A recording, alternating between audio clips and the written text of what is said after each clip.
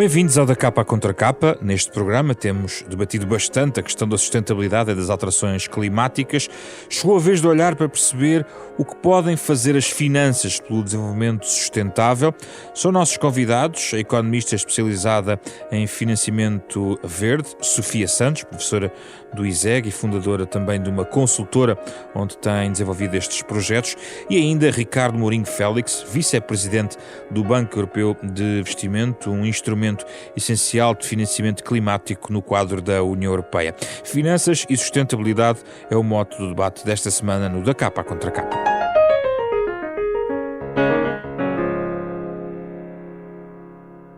Bem-vindos, muito obrigado pela vossa presença, Ricardo Mourinho Félix e Sofia Santos. É um gosto recebê-los no Da Capa à Contra Capa, onde vamos olhar para a questão climática na perspectiva financeira. Começo por si, Sofia. Da COP27 sai uma nota importante em relação à questão do financiamento. A necessidade de uma reforma no sistema financeiro público, olhar para os bancos multilaterais de desenvolvimento, a ideia de tentar carrilar mais financiamento para esta questão climática. O que é que tem que travar este avolumar de fundos para a questão climática a nível global? O que é que tem travado? A mentalidade dos países e dos financiadores e também a complexidade de aceder a este tipo de financiamentos. Portanto, essa pergunta tem uma resposta que se divide em duas áreas. Por um lado, no que se trata no que se diz respeito aos bancos em desenvolvimento, e, portanto, e que está relacionado com o financiamento aos países em desenvolvimento, e, por outro lado, também está relacionado com os países, chamemos mais desenvolvidos, em que, por exemplo, a Europa, etc., em que também por aí é necessário alinhar o setor financeiro para que empreste e financie projetos mais verdes. No caso, num contexto de uma COP27, fala-se essencialmente no primeiro contexto que eu acabei de referir, que no fundo tem a ver com o financiamento aos países em desenvolvimento. E de facto existia um compromisso de todos os anos os financiamentos serem à volta dos 100 mil milhões de dólares, e esse valor evidencia-se que não foi alcançado, não tem sido alcançado. Porquê? Eu acho que existem vários temas. Por um lado, é difícil o dinheiro chegar aos países em desenvolvimento, porque existe um conjunto de critérios bastante exigentes que muitas vezes os próprios países em desenvolvimento têm dificuldade em conseguir fazer uma proposta, em conseguirem fazer alguns projetos que consigam receber esse financiamento. Mas isso tem também a ver com a credibilidade do investimento. Exatamente. É preciso garantir que esse investimento seja correto. Exatamente. Portanto, há aqui um receio grande de que alguns investimentos possam não chegar ao fim, não serem destinados àquilo que inicialmente está pensado, e, portanto, existe todo um critério bastante rigoroso na atribuição de fundos aos países em desenvolvimento relativamente aos temas climáticos. É uma questão do próprio sistema se proteger, enfim, daquilo que nós sabemos que acontece, mas que não acontece só nos países em desenvolvimento, acontece à volta do mundo. Portanto, isso é um problema que demora tempo. Portanto, há candidaturas que eventualmente demoram 2 anos a ser aprovadas, e não estamos a falar de centenas de milhões de euros. Muitas vezes há candidaturas, há projetos que são válidos de 500 mil euros, 1 milhão, 2 e 3, e que demoram cerca de 2 anos a ser aprovados. Burocracia é uma questão?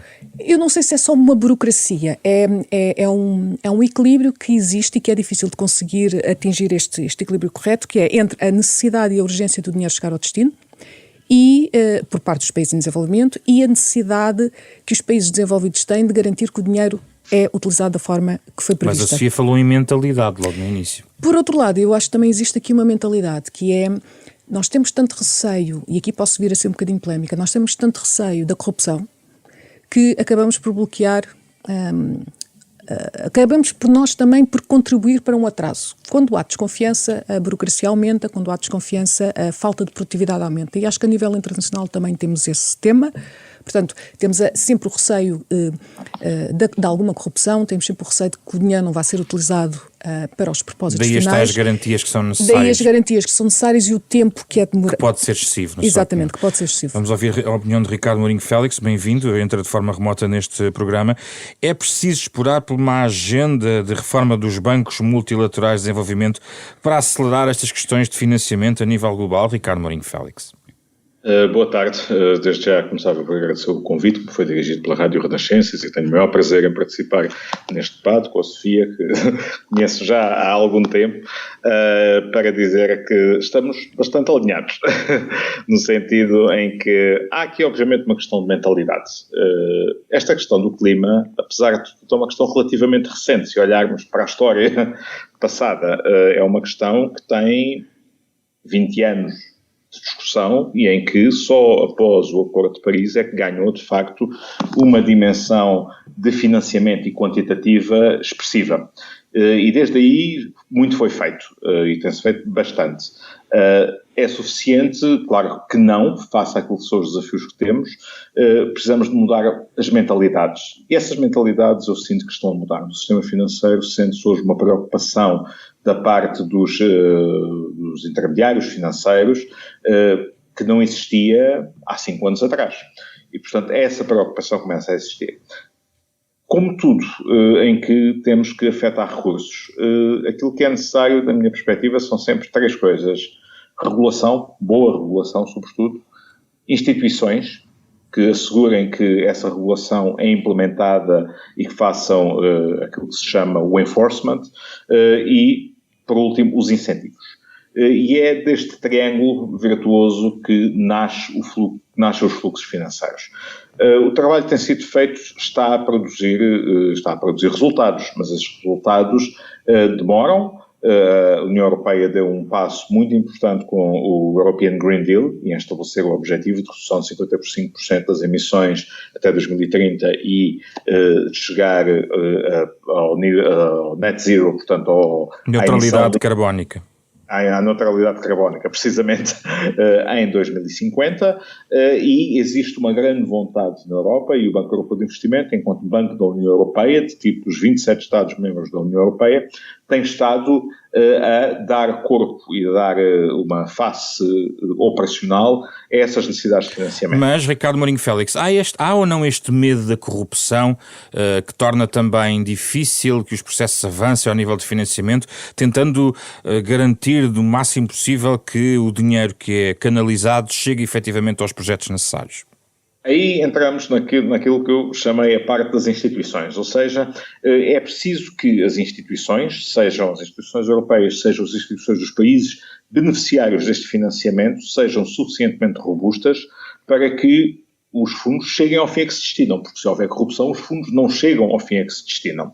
É claro que a corrupção é um problema a que temos que dar resposta, mas não nos pode inibir de agir, só pena de ficarmos à espera de algo que nunca acontece. A corrupção, infelizmente, é algo que existe em todos os países.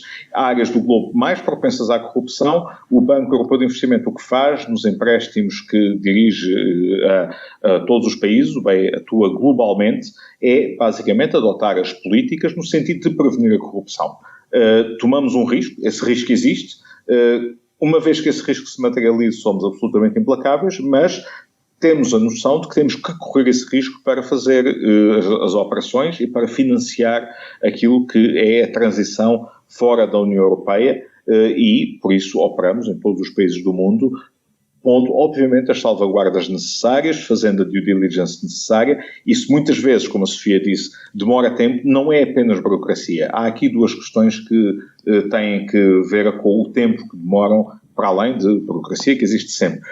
Primeira, tem que ver precisamente com as salvaguardas para assegurar que os fundos chegam àquilo ou aos fins a que se destinam. Segundo, a capacidade de preparar projetos viáveis e que sejam aquilo que vamos chamar aqui, sem querer usar um jargão, bancáveis. Bancáveis quer dizer que possam ser financiados por um banco, portanto que um banco possa financiar e esperar, com uma razoável probabilidade, receber os pagamentos dos empréstimos que faz.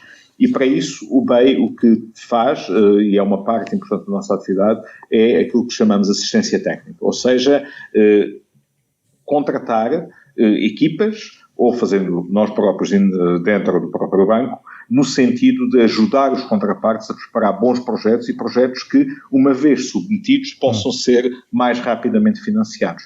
E isso fazemos só não apenas nós, mas em conjunto com outros bancos multilaterais. Já vamos à questão dos bancos, também do ponto de vista dos juros que são aqui cobrados, mas Sofia, na mesma linha eu gostava de saber o que é que deveria estar inscrito nessa reforma dos bancos multilaterais de desenvolvimento. É colocar a cláusula climática ou ambiental ou de sustentabilidade de forma mais visível em toda a sua ação.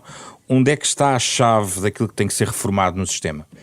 Pois essa é a pergunta-chave para tudo isto.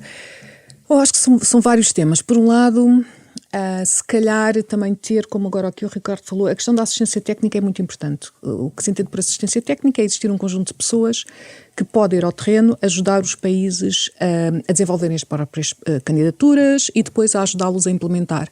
E se calhar há uma parte deste mundo do desenvolvimento internacional, vá lá, que precisa de ir mais ao terreno. Talvez um dos temas que faz com que exista aqui esta demora da atribuição do dinheiro pode ser pela tal necessidade de termos os papéis que garantam que o projeto vai ser implementado. E eu, por vezes, coloco outra pergunta, que é, mas então, porquê é que eu tenho de existir tantos papéis com tanta qualidade? Porque algumas candidaturas, na realidade, são quase teses de doutoramento, são muito elaboradas, a países em desenvolvimento, quando eu tenho um receio, quando o meu receio é que o país não cumpra. Então, se calhar eu tenho de alocar mais assistência técnica no terreno para eu conseguir garantir que no terreno o projeto é de facto implementado e, portanto, eu devo ter mais preocupação em ter pessoas no terreno do que ter pessoas. E agora, mais uma vez, um bocado politicamente correta, ter pessoas no norte do hemisfério sentadas numa secretária a fazer propostas e a tentar perceber que temos os papéis todos para garantir que os países em desenvolvimento... O problema, voltamos à questão norte-sul. Eu acho que é um bocado... É o pano de fundo. Eu, sinceramente, eu tenho feito algum trabalho em países em desenvolvimento, estou envolvida, enfim, naquilo que estamos aqui a falar, e eu sinto que há dois mundos. Há o mundo real, que é o mundo que recebe os financiamentos e que é muito difícil, ou seja, são financiamentos que para o próprio país são fundamentais e que os países fazem um esforço por conseguir fazer tudo o melhor possível, mas muitas vezes nem têm os meios, porque o contexto não lhes permite ter os meios. E, portanto, eu vejo que existem dois mundos. O mundo real, de países africanos, que é aqueles é o contexto que eu conheço mais, e depois o mundo de quem está sentado a uma secretária a analisar as propostas e a analisar os papéis que esses países têm de enviar e que garantem, e que são de facto e que representam as instituições que o Ricardo falou, e é verdade, é necessário ter instituições, só que essas instituições não se conseguem criar em 5 anos. Quer dizer, alguns países... Locais, governamentais, digamos exatamente, assim. Portanto, países que sofrem conflitos, países cujo governo altera consoante as condições conjunturais e que precisam à mesma do financiamento, obviamente, é difícil que essas instituições que são necessárias existir se construam em 5 anos. Então, os bancos de desenvolvimento vão ajudar nisso? É isso que eu estou a tentar dizer. Vão ajudar, já têm um papel fundamental, porque a grande maioria dos bancos de desenvolvimento já tem os critérios ambientais e sociais na concessão de empréstimos ou de donativos, que muitos deles também fazem. E, portanto, a inclusão dos temas de sustentabilidade é algo que está transversal. Só para dar um exemplo, há um mês e meio ou 2, eu estive na Arménia, também a trabalhar até com o Banco Central da Arménia nestes temas, e estamos a falar da Arménia, e era evidente, eu falei com vários bancos comerciais, era evidente que todos eles constatavam que ou tinham este tipo de práticas e começavam a caminhar neste sentido, ou então os financiamentos dos bancos, dos multilaterais e de financiamento iriam ser muito mais difíceis. Portanto, essa consciencialização existe. Agora, a questão é como é que se acelera este processo, sendo que cada país tem a sua velocidade. E é aí que eu coloco aqui a questão. A assistência técnica, que é muito utilizada para ajudar os locais a implementar e a desenvolver os projetos, se calhar temos de dar mais um ênfase e colocar a assistência técnica também na monitorização dos projetos, sim, para que eles possam ser aprovados mais rapidamente. Então deixe-me perguntar, o Ricardo Mourinho Félix, que está no norte, sentado na cadeira, e se tem financiamento do Banco Europeu de Investimento para projetos, por exemplo, em África, isto é muito claro também nas propostas e nos documentos do BEI nesta área. Como é que resolve esta equação no caso prático do BEI, deste ponto de vista? Deixe-me dar-lhe 2 ou 3 números para balizar a questão. O BEI faz por ano, em termos de financiamento, qualquer coisa entre os 60 e os 70 mil milhões de euros. Desses 60 a 70 mil milhões de euros, o BEI tem feito, ao longo dos últimos anos, cerca de entre 8 e 10 mil milhões de euros de financiamento fora da União Europeia. Desse financiamento de 8 a 10 milhões de euros fora da União Europeia, uma parte muito significativa é feita naquilo que chamamos os países da vizinhança, ou seja, os países dos Balcãs Ocidentais, dos Balcãs Orientais e os países do norte da África, Magreb, Mashrek e, portanto, toda a bacia mediterrânica, e depois do remanescente fazemos cerca de metade em África e depois uma parte mais pequena na América Latina e na Ásia. Portanto, este é o panorama, ou seja, o BEI, destes de cerca de 10 mil milhões de euros anuais, um valor que será em torno dos 4, 5 mil milhões de euros, é feito precisamente em África. E estamos em África. O BEI criou no início deste ano, do ano passado, aliás, o EIB Global, para autonomizar a nossa atividade fora da União Europeia, precisamente com o objetivo de colocar mais gente no terreno e, por outro lado, concentrar as competências para atuar nesses países. Ou seja, as pessoas que estão especializadas e que têm experiência a atuar em países fora da União Europeia e que conhecem as realidades locais e, portanto, podem adaptar e ajudar os países a apresentar projetos que cumpram aquilo que são os requisitos, não só do ponto de vista financeiro e, portanto, a capacidade de repagar, como aquilo que a Sofia referiu e que é extremamente importante, que é toda a questão da sustentabilidade ambiental e social dos projetos. E este é um tema que nós levamos muito a sério e que analisamos. Portanto, quando muitas vezes se fala de corrupção, a corrupção é uma parte, mas existe também uma questão de assegurar que os projetos que se destinam precisamente, que se destinam em larga medida à questão de ajudar na transição para uma economia livre de carbono, cumprem também os requisitos sociais que são necessários, respeitando as comunidades indígenas, respeitando e assegurando que não existe mão de obra forçada, respeitando os direitos humanos. Toda essa análise é uma análise que demora algum tempo e que é complexa. Agora, há uma questão aqui que é importante ter em conta, que é os bancos multilaterais, são bancos cujo capital e o financiamento é de origem pública e, portanto, existe aqui uma necessidade de assegurar que os recursos públicos são usados da forma correta e para os fins e que se destinam, cumprindo aquilo que são, no caso do Banco Europeu de Investimento, as políticas da União Europeia, nomeadamente as políticas relativas ao respeito pelo Estado de Direito, pela democracia, pelos direitos humanos, e, portanto, essa é uma parte muito importante. O que é importante, do ponto de vista das instituições, obviamente que não podemos esperar que as instituições existam, e quando eu falo de instituições não estou a falar de órgãos de Estado e edifícios e pessoas em escritórios nesses países, estou a falar de ter uma legislação de respeito pelo ambiente que seja uma legislação adequada e quando nós fazemos assistência técnica, fazemos de diversas formas, desde logo ao nível mais elevado, ajudando os países precisamente a construir essas leis que asseguram depois que o investimento vai para os locais certos, ajudando a fazer projetos que sejam viáveis e que possamos financiar, mas também a fazer uma parte que é muito importante, que é a da implementação. Porque não basta ter um bom projeto, depois é preciso implementá-lo. E muitas vezes é na implementação que as coisas se tornam mais difíceis. Se o projeto for muito bom, mas não for adequado às características daquele país, depois não é passível de ser implementado porque se vai exigir algo que simplesmente o país não é capaz de entregar. É nesse sentido que nós, com o EIB Global, estamos a colocar mais gente no terreno e a adequar também aquilo que é a implementação das nossas políticas a cada uma das geografias para que se possa mais rapidamente concluir e implementar os projetos.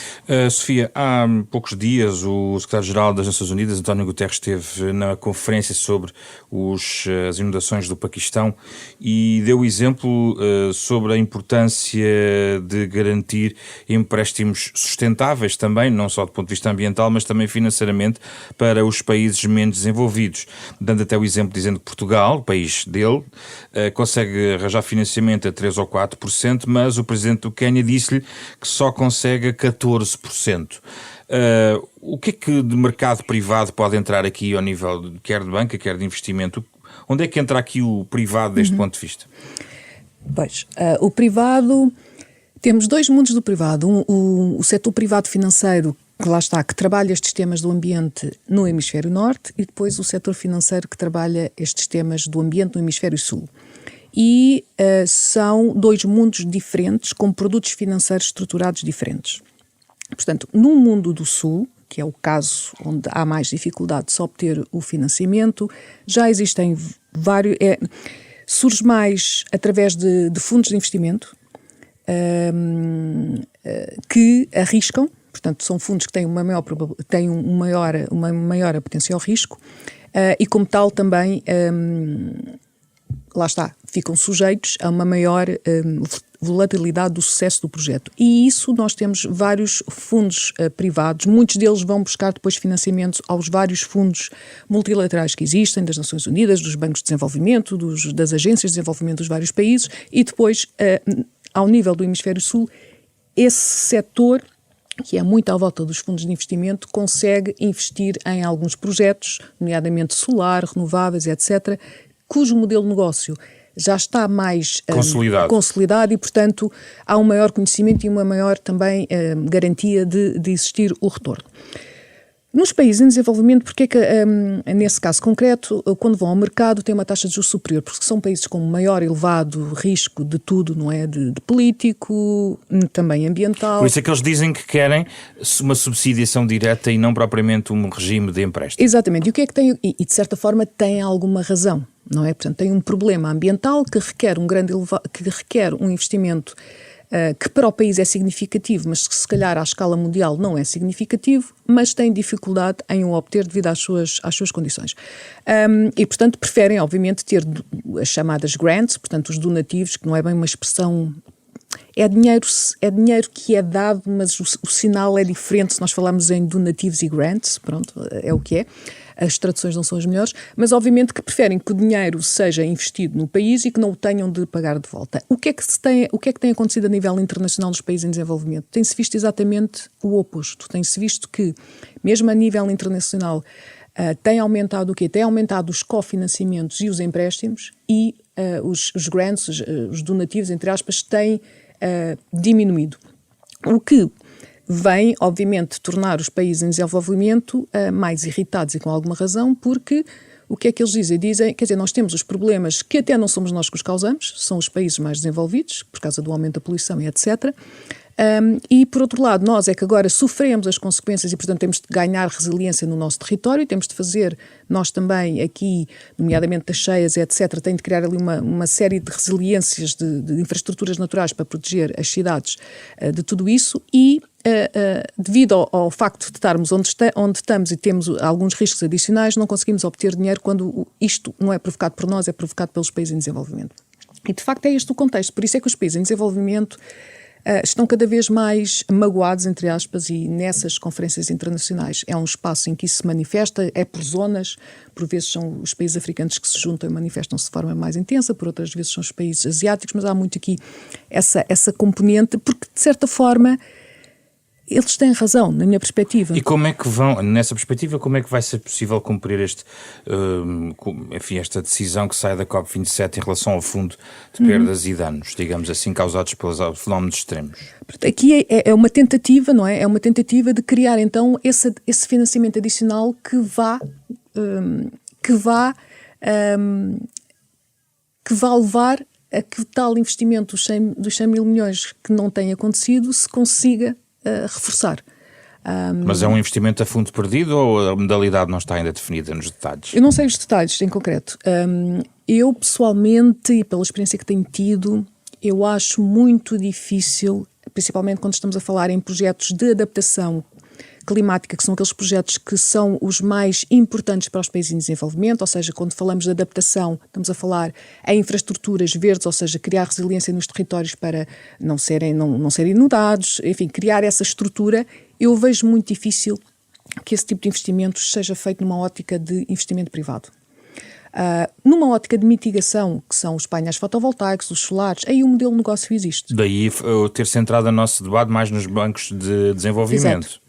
E nos dinheiros destes canais. Portanto, eu vejo mais que estes investimentos possam resultar daquilo que também que se começa agora a falar, da chamada blended finance, e aí o Ricardo pode acrescentar com exemplos concretos, que no fundo acaba por ser o quê? Por ser uma mistura de formas, de fontes de financiamento. Temos, por exemplo, para um determinado projeto, uma infraestrutura, para criar uma infraestrutura que vá impedir uma determinada necessidade de ser inundada no caso de chuvas intensas, não é?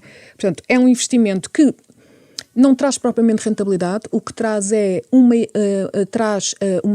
evitamento, não sei se é a palavra correta, de custos, portanto, não vão evitar custos futuros, não é? E isso já é bom, mas não traz propriamente uma rentabilidade.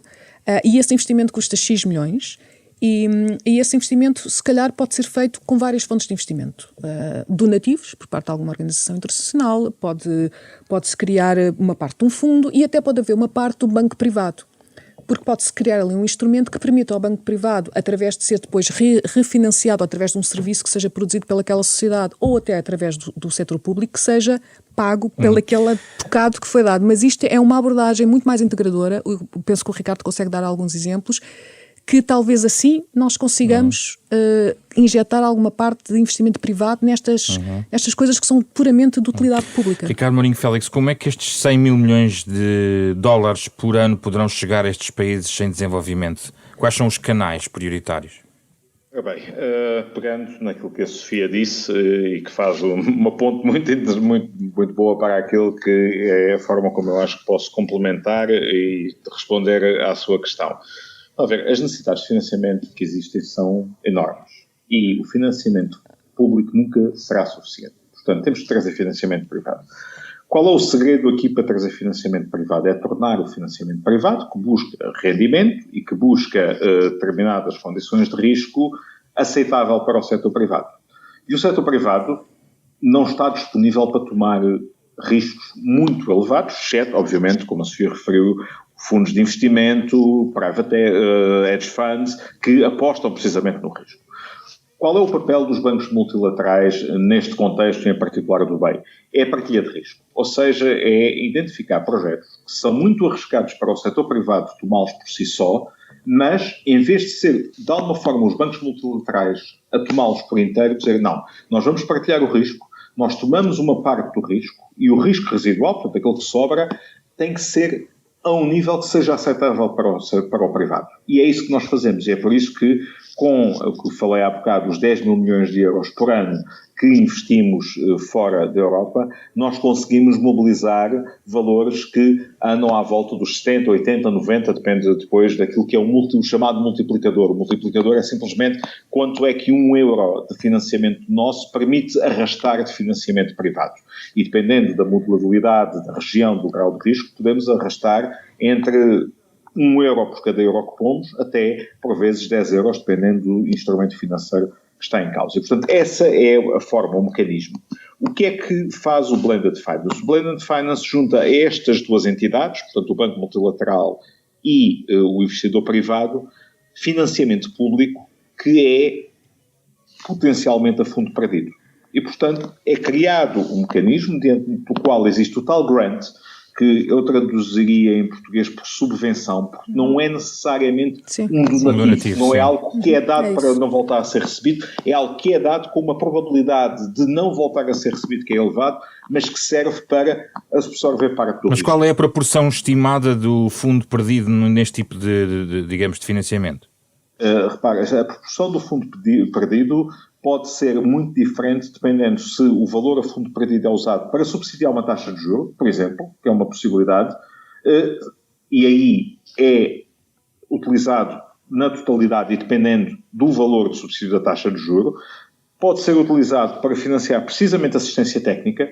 O BEI o que faz é precisamente utilizar grants, utilizar subvenções da União Europeia para assistência técnica e para subsidiar as taxas de juros a que faz o empréstimo a esses países.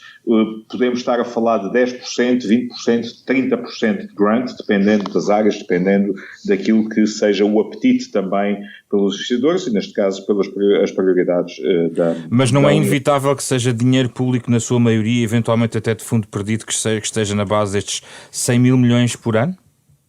Não é inevitável que a grande maioria seja dinheiro público nem a fundo perdido, até porque a nossa avaliação é que não existirão esses recursos públicos para conseguir chegar aos 100 mil milhões de euros. Portanto, a forma como é possível fazê-lo é precisamente usar o dinheiro público para ir alavancar dinheiro privado, para ir buscar dinheiro privado. Qual é a estimativa de partilha aí que encontra dos estudos que o BEI tem?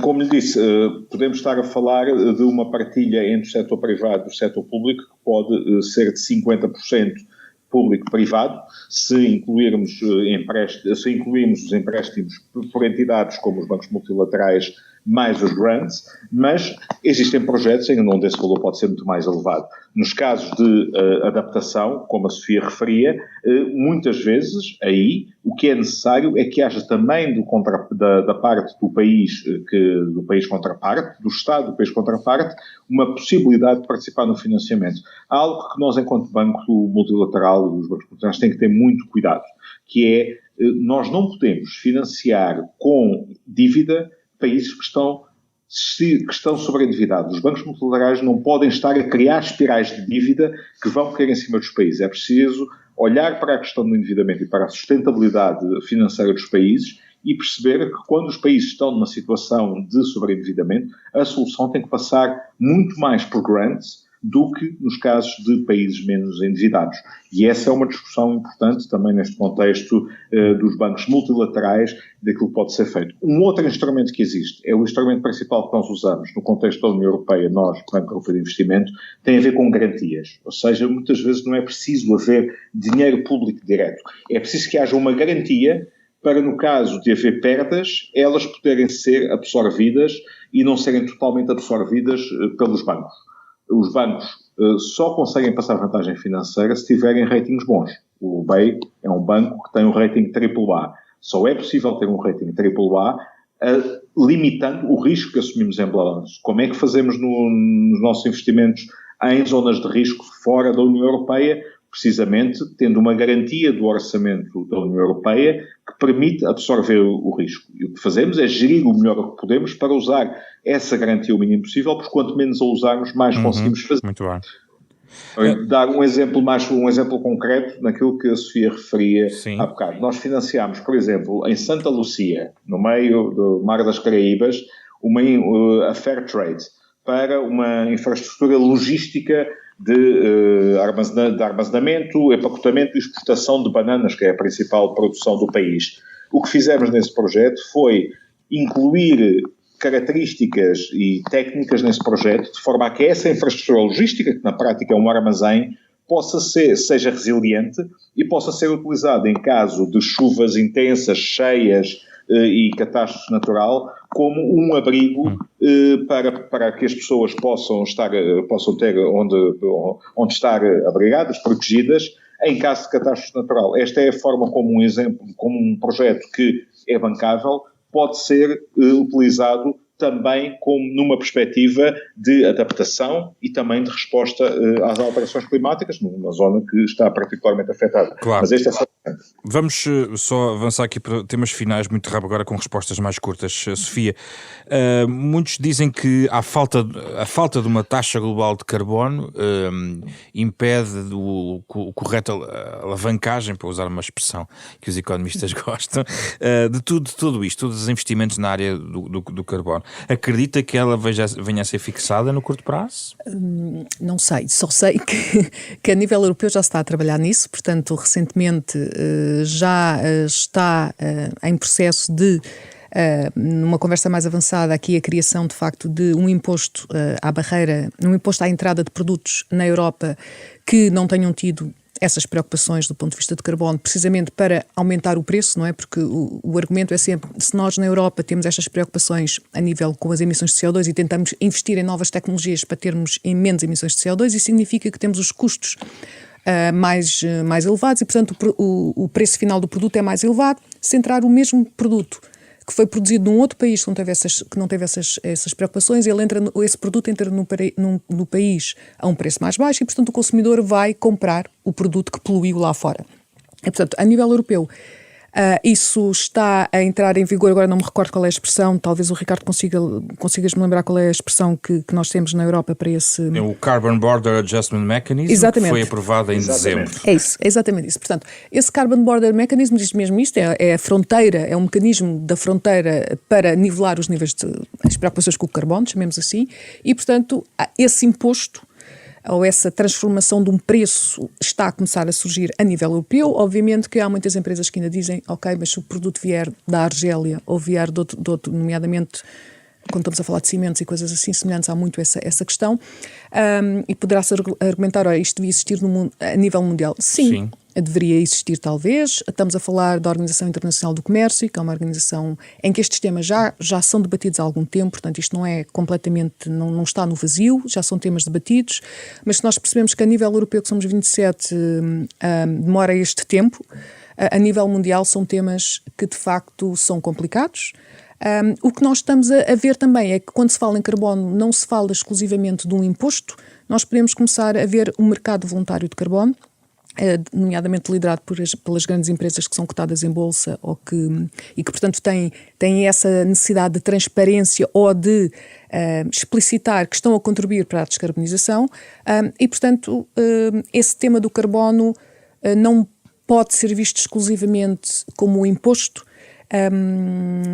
para nivelar os preços, deve ser visto também como um novo mercado que pode surgir e que pode promover a descarbonização, sendo que é preciso ter muito cuidado, efetivamente, com aquilo que é considerado neutro em carbono, mas aí já estamos a entrar numa discussão muito mais técnica. Ricardo Mourinho Félix, a mesma pergunta para si, peço só respostas breves, lembrando que esta questão das regras do mercado de carbono também passam pelas COPs, e tem estado sempre num limbo, no chamado das regras para os mercados de carbono. Qual é a sua expectativa? Primeiro, a Sofia já falou sobre o Carbon Border Adjustment Mechanism, explicou claramente o que é e como funciona, e portanto eu tentaria usar o tempo para dizer o seguinte: esta questão que está aqui tecnicamente, é uma questão precisamente de externalidade, é uma questão de fazer o preço dos bens e dos serviços de forma a levar em conta todos os custos que eles geram. E o custo ambiental não é levado em conta de forma direta nos preços. E, portanto, é preciso encontrar um mecanismo de o fazer. Ele devia ser feito à escala global, obviamente que sim, para assegurar que há uma concorrência justa desde logo. E o Carbon Border Adjustment Mechanism é uma forma de tentar nivelar. Eu acho que é ambicioso, acho que é importante, acho que é insuficiente.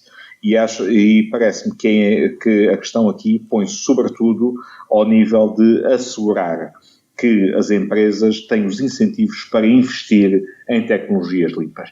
E esses incentivos podem vir do mercado. O mercado das obrigações verdes é um mercado que é pequeno neste momento. Estamos a falar de um mercado com $1 trilhão a nível mundial, o que parece muito, mas o mercado mundial da dívida é de 120 trilhões, portanto estamos a falar de menos de 1%.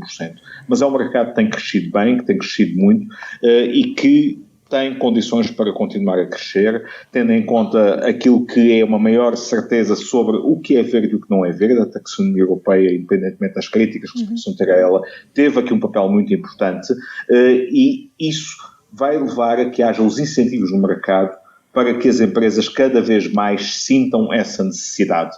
Por questões reputacionais, seguramente, mas também por questões de sustentabilidade daquilo que são a própria capacidade produtiva das empresas.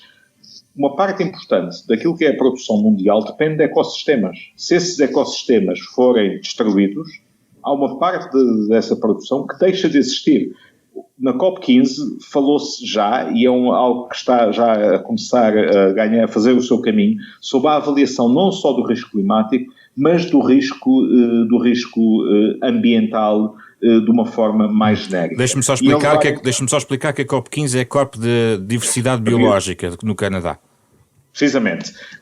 E a questão que se põe aqui é, quando se avalia o risco de uma empresa, deve-se levar em conta ou não a dependência dessa empresa face a um determinado ecossistema, de forma a que exista um incentivo das empresas também em proteger os ecossistemas que lhes servem para criar a sua atividade e, portanto, para que haja não só uma sustentabilidade climática, mas de todos os processos produtivos.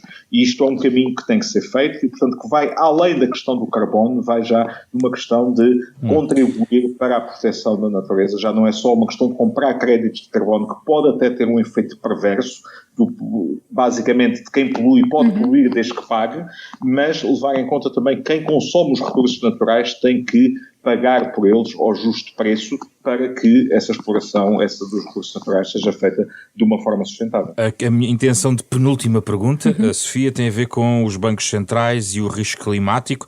Até que ponto estão preparados os bancos centrais na avaliação do risco?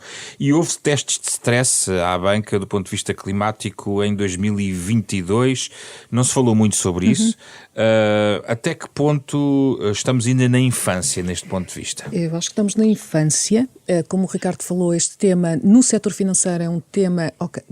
Enfim, já conseguimos encontrar referências ao tema desde os anos 60 e dos anos 70, mas efetivamente de forma mais pragmática é uma coisa muito recente. Eu diria que no setor financeiro é um tema que tem ganho expressão nos últimos 10 anos. E, portanto, estamos a falar de um tema novo para o qual não há muito conhecimento ainda histórico, não é? E é conhecimento que se vai criando. Portanto, estamos numa fase nova em que se está a desenvolver um conjunto de metodologias e de uma nova abordagem também. Incluir que o papel do Banco Central também é contribuir para a descarbonização é algo completamente novo.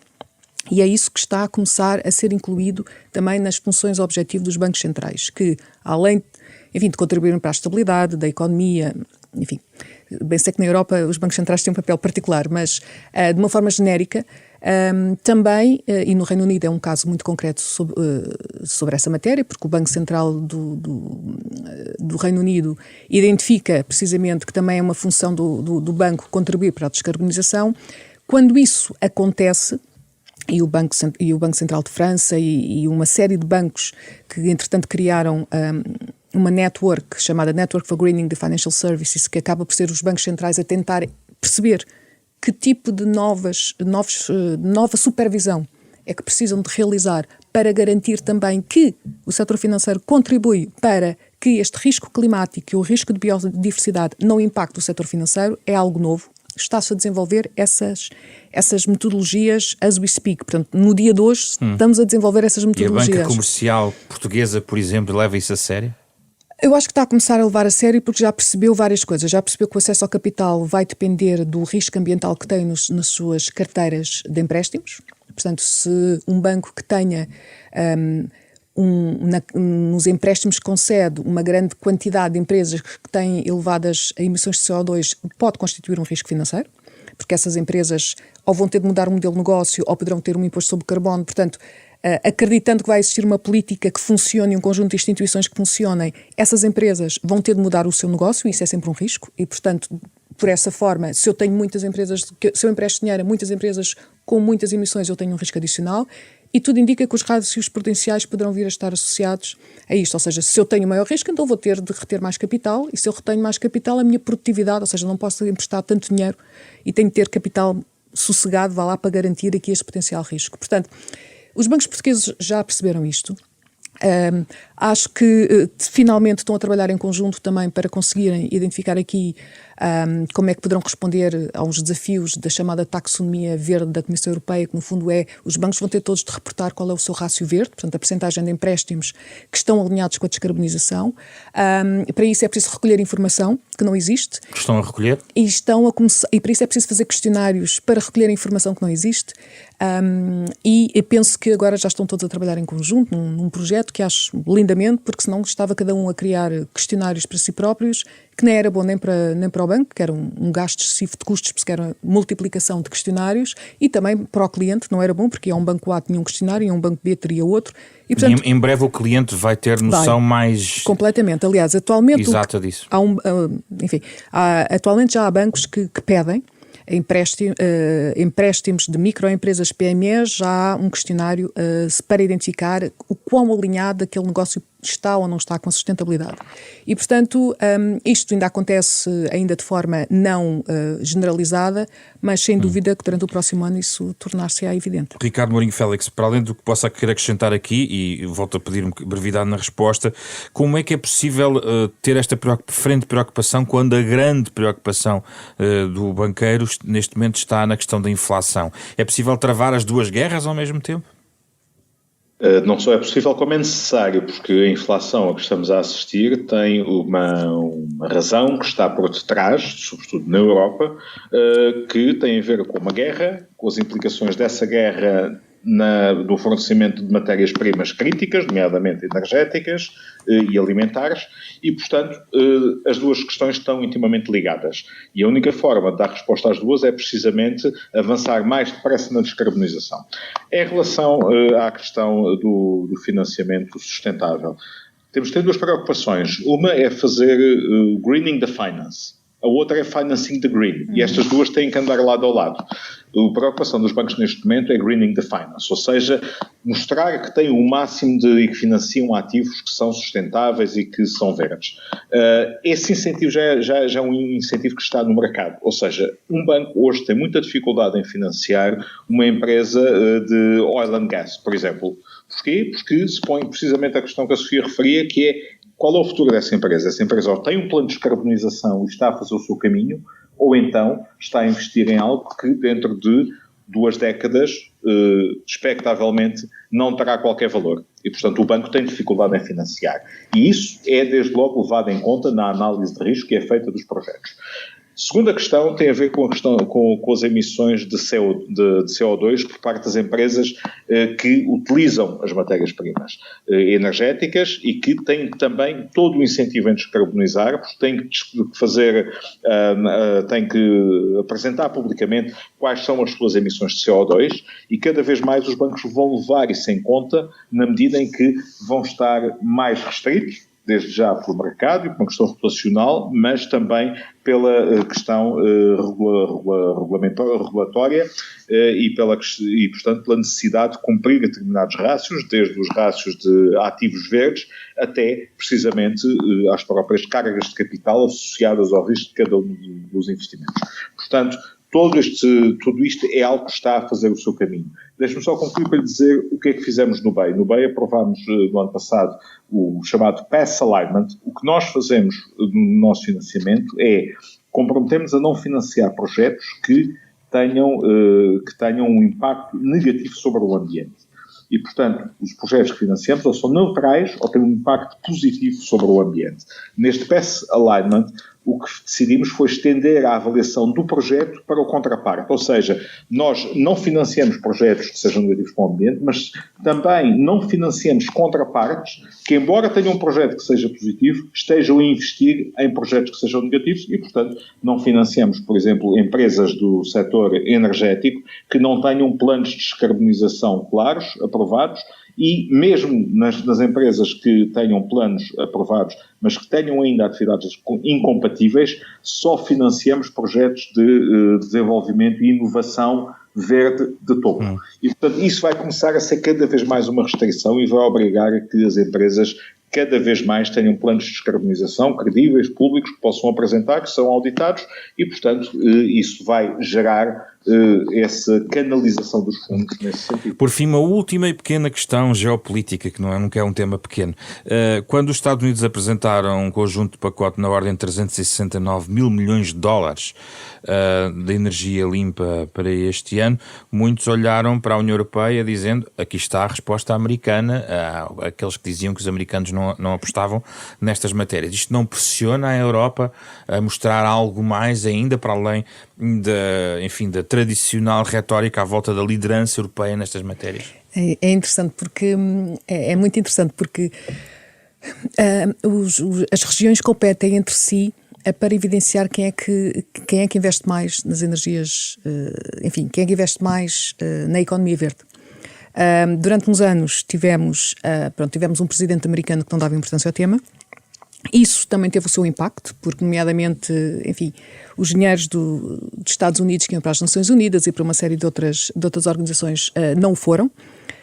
E durante esses anos de Trump, a Europa ganhou aqui alguma presença adicional nestes financiamentos. Depois é muito interessante, com a entrada de um outro governo, qual é a necessidade que existe? É evidente, é reforçar isso, é tentar fazer com que se esqueça que existiu uns Estados Unidos que não acreditava nesta matéria e que ignorou durante alguns anos em termos de financiamentos, para passar a existir uns Estados Unidos que sim, que faz um forte investimento nessa área. E se reparar, há outro tema que é a Inglaterra também.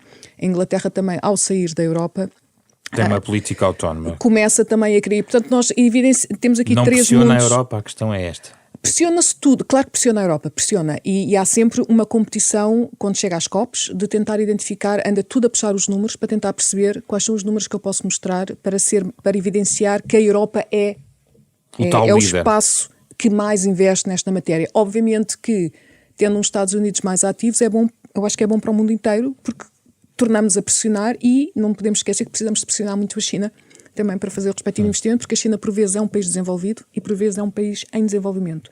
E são estas coisas cinzentas que muitas vezes bloqueiam também o desenvolvimento que é necessário no hemisfério sul. Ricardo Mourinho Félix, sente a pressão do lado europeu face àquilo que os americanos estão a fazer agora?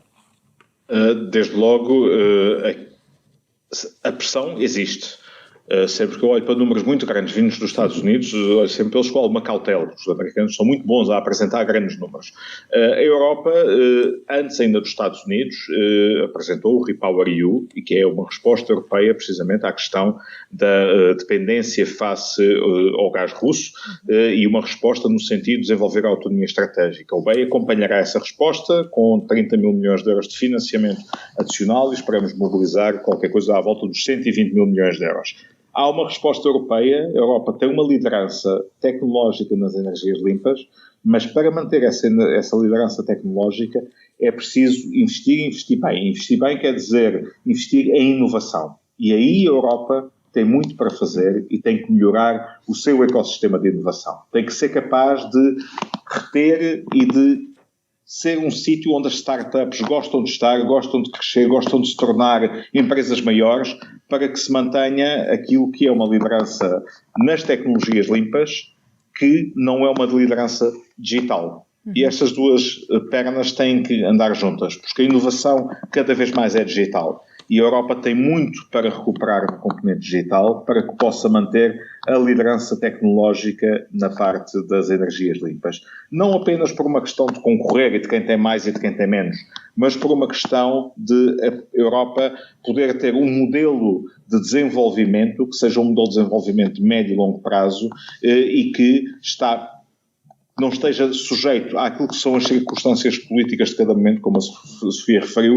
Foi o que aconteceu nos Estados Unidos. Tivemos uma presidência que, de repente, tem uma direção completamente distinta, e os Estados Unidos perderam aí parte daquilo que era o seu ecossistema de inovação na área das energias limpas. A Europa tem esta questão de ser mais lenta, são 27 Estados, têm que estar todos de acordo, mas isso também lhe dá uma estabilidade de políticas que é muito importante. Muito obrigado, Ricardo Mourinho Félix, Sofia Santos, pela vossa participação, o contributo da Capa à Contracapa para este tema sobre as finanças e a sustentabilidade, um pouco também na linha daquilo que acontece nas negociações climáticas, uma das reflexões que certamente vai continuar a merecer a nossa atenção no ano 2023. O da Capa à Contracapa é uma parceria semanal da Renascença com a Fundação Francisco Manuel dos Santos. A versão integral desta nossa conversa está em podcast. O genérico original, que está a ouvir em fundo, é do pianista Mário Lajinha. Fizeram o programa esta semana Carlos Vermelho, André Peralta, Ana Marta Domingos e José Pedro Frazão. Na próxima semana regressamos para conversar sobre outro tema.